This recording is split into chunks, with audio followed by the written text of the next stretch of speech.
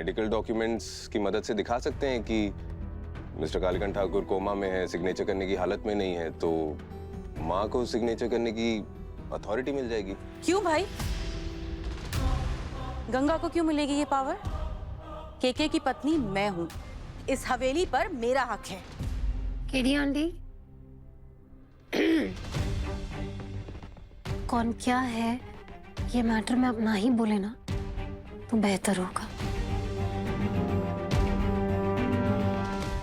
आप एक काम कीजिए, आप सिक्योरिटी के, बैंक के सारे डॉक्यूमेंट्स तैयार करवाइए, मैं माँ से सिग्नेचर करवा लूंगा। ठीक है। Thank you. ठीक है सर।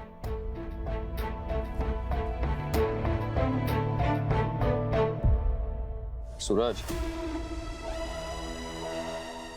ये तू बहुत गलत कर रहा है।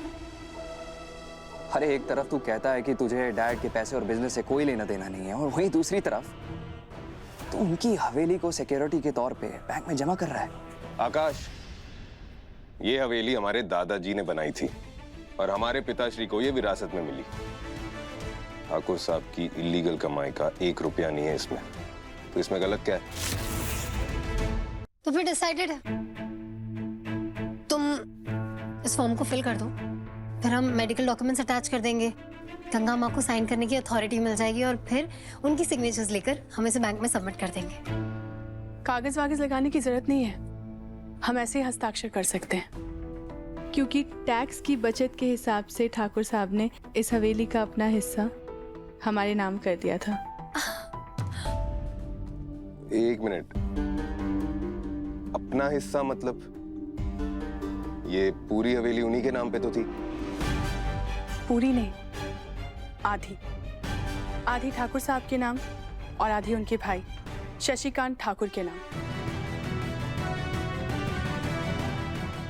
क्या कालीकांत अंकल के कोई भाई भी हैं?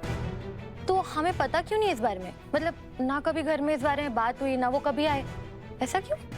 नहीं आए क्योंकि शशि 20 साल पहले ये हवेली छोड़ के चले गए थे और कसम खाई थी उन्होंने कि दोबारा इस हवेली में लौट के नहीं आएंगे।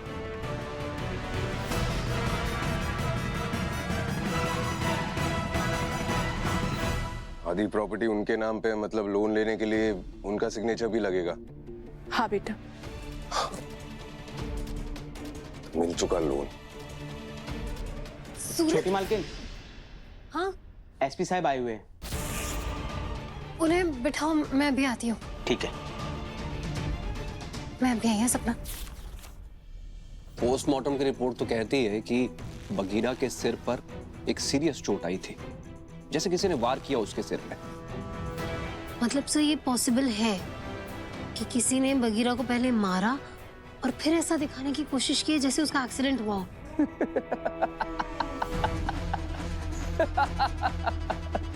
मैडम वो जो भी था, बगीरा को मारने के बाद वो जब कार से भागा तो उसके पैरों के निशान जमीन पर रह गए और फॉरेंसिक टीम ने बताया कि वो 12 नंबर का जूता पहनता है।